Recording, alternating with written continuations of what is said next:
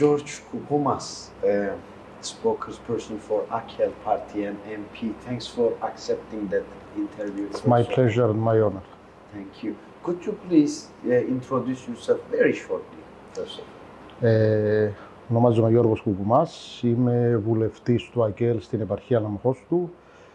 Είμαι επίσης ο εκπρόσωπος τύπου του κόμματος. Στη Βουλή συμμετέχω στις Επιτροπές Εξωτερικών Υποθέσεων, στην Επιτροπή Νομικών, στην Επιτροπή Ανθρωπίνων Δικαιωμάτων και στην Επιτροπή Εργασίας. Thank you. So, everybody knows really well that since 1974, the Cyprus is under Turkish occupation.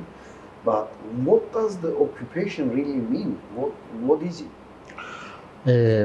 Πρώτα απ' όλα να πούμε ότι η εισβολή της Τουρκίας το 1974 ήταν εισβολή και δεν ήταν ειρηνευτική επιχείρηση όπως την αποκαλεί η τουρκική προπαγάνδα.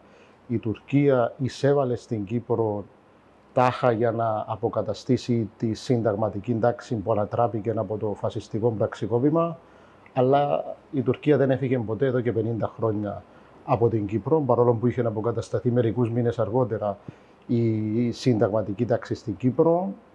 Η Τουρκία είχε εισβάλει στην Κύπρο λέγοντας ότι ήρθε για να προστατεύσει τους Τουρκοκυπρίους, αλλά σε τελική ανάλυση ακόμα και οι Τουρκοκυπροί αφανίζονται ως κοινότητα λόγω της κατοχής και του επικισμού. Σήμερα ποιες είναι οι επιπτώσεις πρώτα απ' όλα να πω, αν θέλετε, η ίδια εισβολή του 1974 έφερε χιλιάδες νεκρούς, χιλιάδες πρόσφυγες, τεράστια πολιτιστική καταστροφή, αλλά σήμερα οι συνέπειες της κατοχής εδώ και 50 χρόνια είναι πρώτα απ' όλα μια μόνιμη στρατιωτικοποίηση και αβεβαιότητα στο νησί, ο επικισμός της βόρειας κατεχόμενης Κύπρου, αλλά και το γεγονός ότι μια σειρά από μεγάλα προβλήματα του νησιού, είτε μιλούμε για το ενεργειακό, είτε μιλούμε για το υδατικό, είτε για την ανάπτυξη της χώρας, μπλοκάρονται όλες οι προοπτικές που θα είχε η χώρα μας λόγω της τουρκικής κατοχής, λόγω της τουρκικής παρουσίας στο νησί. So, regarding this, as the Turkey is described as a occupier, so what is the results of this occupation?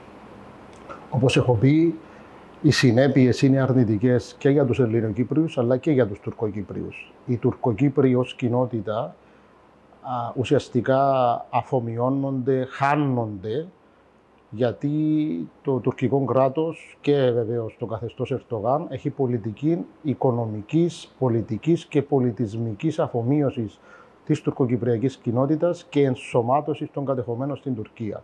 Από την άλλη πλευρά, οι Ελληνοκύπροι, χιλιάδες πρόσφυγες δεν μπορούν να πάνε στα σπίτια τους εδώ και 50 χρόνια. Πολλές γενιές Ελληνοκυπρίων πέθαναν χωρίς να μπορέσουν να επιστρέψουν στα σπίτια τους, στα χωριά τους, στις πόλεις όπου γεννήθηκαν και έζησαν, αλλά και σήμερα. Όπως έχω πει, το νησί είναι σε μόνιμη στρατιωτικοποίηση, υπάρχει μια μόνιμη ανασφάλεια και βεβαιότητα, ακόμα και αν πολλά χρόνια με μεγάλη μερίδα της κοινωνίας έχει συνηθίσει το status quo, στην πραγματικότητα είναι τεράστια η κίνδυνη και η ανασφάλεια. Και επίσης, αν κάποιος αναλογιστεί πόσο πολύ θα μπορούσε να αναπτυχθεί η χώρα μας, αλλά δεν συμβαίνει αυτό λόγω της κατοχής και της διχοτόμησης του νησιού. Αν μόνο σκεφτείτε ότι όλα τα δεκάδες εκατομμύρια ευρώ που δαπανώνται για στερεοτυπούς εξοπλισμούς, ένεκα της κατοχής και της διαίρεσης του νησιού, όλα αυτά θα μπορούσαν να διοχετευτούν για την ανάπτυξη της πατρίδας μας, την κοινωνική και πολιτισμική ανάπτυξη της πατρίδας μας, κάτι που δεν συμβαίνει. Όλα τούτα είναι, αν θέλετε, ορισμένες από τις συνέπειες της συνεχιζόμενης κατοχής και διχοτόμησης. Thank you. So also the latest developments about the energy corridor. Cyprus now has a very geopolitically strategic position. So what is the importance of Cyprus in this context? Πράγματι έχουν εντοπιστεί κοιτάσματα φυσικού αερίου στην Κυπριακή αποκλειστική οικονομική ζώνη Εμείς όμως πιστεύουμε, το δικό μας κόμμα, το ΑΚΕΛ και η αριστερά, ότι ο φυσικός πλούτος που ανήκει σε όλους τους Κύπριους, και Ελληνοκύπριους και Τουρκοκύπριους, πρέπει να λειτουργήσει με τρόπο που να βοηθήσει στην επίτευξη ειρήνης και επανένωσης της Κύπρου, σε μια λύση που θα τερματίσει την κατοχή και την διχοτόμηση του νησιού μας, έτσι ώστε όλοι οι Κύπροι να απολαμβάνουμε το φυσικό πλούτο της χώρας, αλλά να μπορέσει να λειτουργήσει όχι για τη στρατιωτικοποίηση της περιοχής της Ανατολικής Μεσογείου ή περισσότερων εντάσεων, αλλά να βοηθήσει την περιφερειακή συνεργασία. Εμείς πιστεύουμε ότι ακόμα και η Τουρκία θα μπορούσε να είναι μέρος της περιφερειακής συνεργασίας για τα ενεργειακά, εφόσον όμως σταματήσει να είναι κατοχική δύναμη στη χώρα μας, εφόσον σταματήσει να είναι δύναμη επιθετικότητας σε όλη την περιοχή, εφόσον σεβαστεί το διεθνές δίκαιο, το δίκαιο της θάλασσας, εφόσον σεβαστεί τους γειτονές της. Thank you. Also, how do you interpret the current deadlock in the EU-Cyprus-Turkey triangle? Many people are underlying that Turkey is trying to benefiting from these relations only for themselves. But how do you evaluate this triangle, like never ends chaos in this triangle? Η πραγματικότητα είναι ότι υπάρχει με ένα διέξοδο στο κυπριακό πρόβλημα, διότι η Τουρκία και ο σημερινός ηγέτης των Τουρκοκυπρίων, ο εθνικιστής Τατάρ, επιμένουν σε λύση δύο κρατών, δηλαδή στην επίσημη διχοτόμηση της Κύπρου, κάτι που δεν μπορούμε ποτέ να δεχθούμε. Αλλά από την άλλη, οι σχέσεις Τουρκίας-Ευρωπαϊκής Ένωσης προχωρούν, αναπτύσσονται, χωρίς η Τουρκία πραγματικά να έχει κάνει τα βήματα που θα έπρεπε ούτε στο Κυπριακό, ούτε στις σχέσεις της με τα υπόλοιπα κράτη, αλλά ούτε και στην εκδημοκρατικοποίηση στο εσωτερικό της. Και το εμπόριο όπλων μεταξύ ευρωπαϊκών κρατών με την Τουρκία συνεχίζεται, τεράστια ποσά. Η ηγεσία της Ευρωπαϊκής Ένωσης επιμένει να θεωρεί την Τουρκία ως πολύτιμων νατοικών εταίρων, ως πολύτιμων εμπορικών εταίρων. Συνεχίζεται το εμπόριο όπλων, αλλά και τώρα πάρθηκαν αποφάσεις από την Ευρωπαϊκή Ένωση που θα βάλουν την Τουρκία από την πίσω πόρτα στην Ευρωπαϊκή Άμυνα. Πράγμα που αποδεικνύει ότι ακόμα και η Ευρωπαϊκή Ένωση, πέραν από τα πολλά λόγια για το δημοκρατία και για το διεθνές δίκαιο, μπροστά στα γεωπολιτικά συμφέροντα, υποχωρεί σε όλες τις αξιώσεις του Ερντογάν και της Τουρκίας, και τούτο είναι εξαιρετικά επικίνδυνο.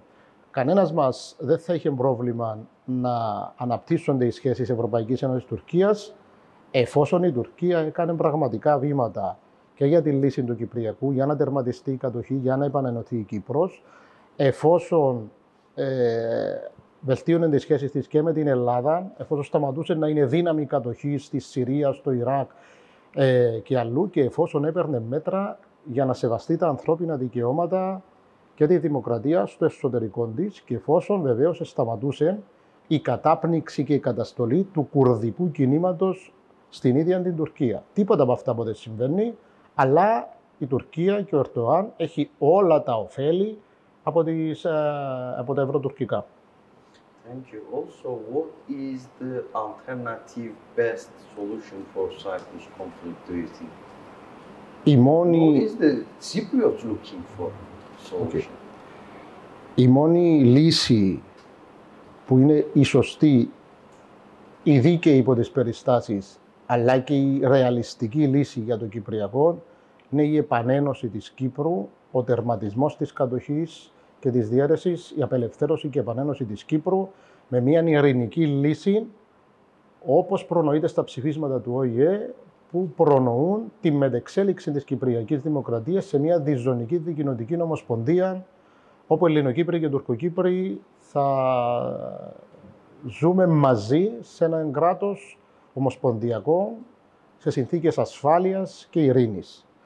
Όλα τα σενάρια που ακούγονται για διχοτόμηση της Κύπρου, επίσημη διχοτόμηση της Κύπρου, που τα ακούμε και από την τουρκική πλευρά για λύση δύο κρατών, ή να μεταμφιεστεί η διχοτόμηση σε μια λύση συνομοσπονδίας, είναι απαράδεκτα, δεν πρόκειται να τα δεχθούν ούτε οι Ελληνοκύπροι, αλλά νομίζω και μια μεγάλη μερίδα των Τουρκοκυπρίων, διότι η διχοτόμηση, η επίσημη διχοτόμηση, θα είναι η αρχή του τέλους της Κύπρου και των Κυπρίων. και μιλώ και για τους Τουρκοκύπριους και για τους Ελληνοκύπριους. Για μας η μόνη λύση είναι η απελευθέρωση και η επανένωση της Κύπρου. So how about the Turkish-Kurdish conflict and Cyprus issue? Do you think it's related? If the Middle East has a settlement, do you think it's going to reflect to Cyprus in a positive way or in an opposite way? If the Cyprus has a solution, do you think this will affect the Middle East problem in a positive way, especially in the Turkish-Kurdish issue, while now the peace process, under the name of the peace process, the negotiations has been started?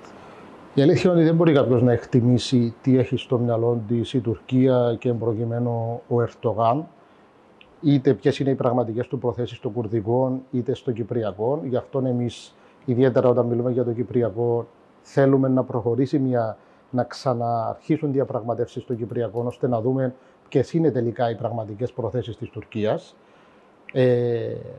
Από εκεί και πέρα, σίγουρα το να διευθετηθεί, το να βρεθεί μια δίκαιη λύση, δημοκρατική λύση στο κουρδικό ζήτημα θα είναι θετικό για ολόκληρη την περιοχή μας. Τούτον είναι το κυριότερο.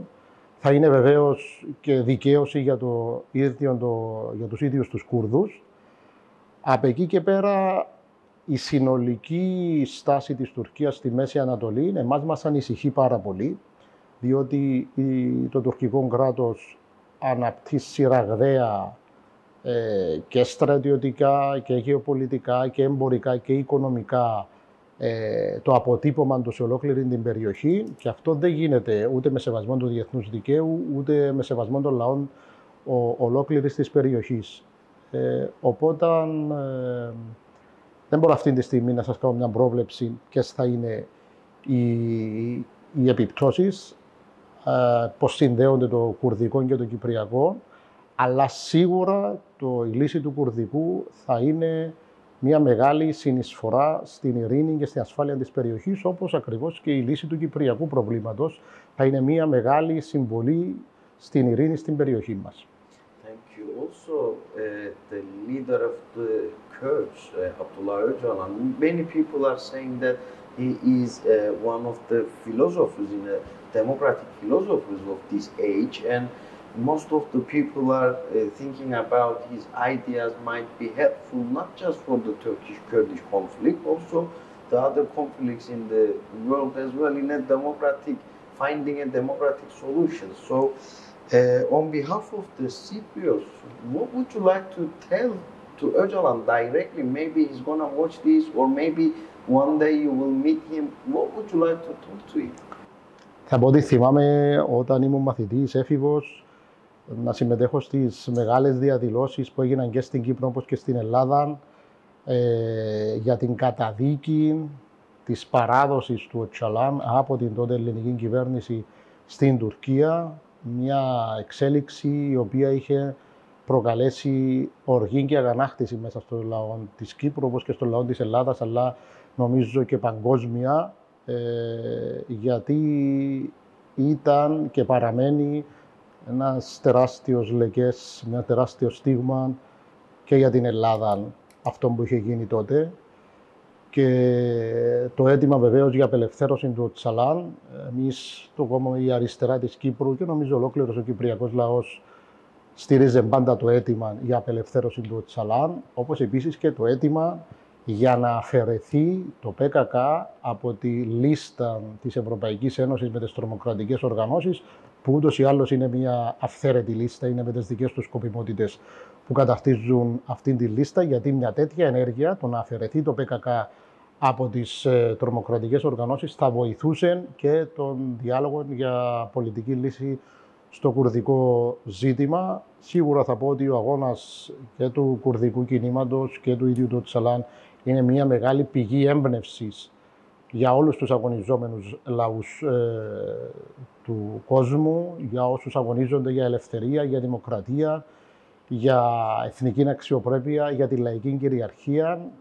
Για όλα αυτά είναι έμπνευση ο αγώνας του κουρδικού κινήματος, και γι' αυτό είχε πάντα την αλληλεγγύη και της Κυπριακής αριστεράς και ευρύτερα του κυπριακού λαού. Και θα είμαστε πάντα αλληλέγγυοι με το κουρδικό κίνημα μέχρι τη δικαίωση του, μέχρι να κατοχυρωθεί οι ελευθερίες του, οι δημοκρατικές ελευθερίες του κουρδικού λαού. Να πω και εδώ ότι γι' αυτόν, ιδιαίτερα τα τελευταία 2 χρόνια, το ΑΚΕΛ, το κόμμα μας, η Κυπριακή Αριστερά, έδωσε μεγάλη μάχη και ενάντια στην παράδοση του Κενάν Αγιάς, του Κούρδου ακτιβιστή που ζούσε στην Κύπρο, που παραδόθηκε από τις Κυπριακές Αρχές στη Γερμανία για να δικαστεί ως τρομοκράτης, όπου και καταδικάστηκε δυστυχώς και φυλακίστηκε. Μία ενέργεια που κατά την άποψή μας ήταν το ίδιο ντροπιαστική και κατάπτυστη για την Κυπριακή κυβέρνηση, αντίστοιχα με αυτήν την τροπή της παράδοσης του Τσαλάν από την Ελλάδα, και θα συνεχίσουμε τον αγώνα και την αλληλεγγύη μέχρι την απελευθέρωση του Κενάν Αγιάς. Spokesperson for the AKEL party, George Kukumas, thanks for accepting that interview and thank you for your valuable comments. Εγώ σας ευχαριστώ και να επαναλάβω ότι η αλληλεγγύη μας προς το κουρδικό κίνημα θα συνεχιστεί μέχρι την τελική δικαίωση.